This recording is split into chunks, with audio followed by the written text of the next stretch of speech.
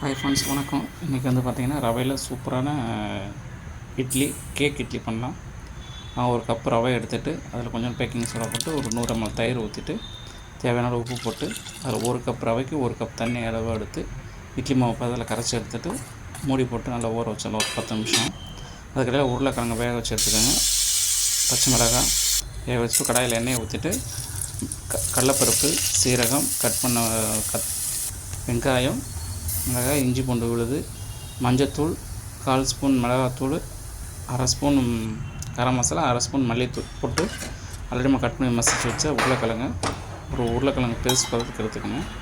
ஒரு டம்ளரில் எண்ணெயை தடவிட்டு அதுக்குள்ளே உருளைக்கிழங்கு ஜஸ்ட்டு வச்சுட்டு ரவையும் ஊற்றிட்டு அதுக்கு மேலே உள்ளே வந்து ஸ்டஃபிங்கை உள்ளே வச்சுட்டு மேற்கொண்டு மாவு ஊற்றி இட்லியில் வேக வச்சு எடுத்துக்கோங்க. வேக வச்ச மாவோட என்ன செஞ்சாலும் ஒரு 10 நிமிஷம் வேகட்டும்.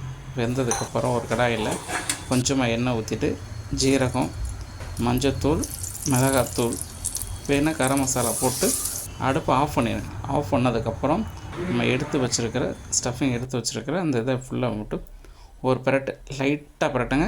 ஆயில் நிறையா போட்டுற வேணாம். பிரட்டை எடுத்துகிட்டு குழந்தைங்களுக்கு பீஸ் போட்டு கொடுங்க.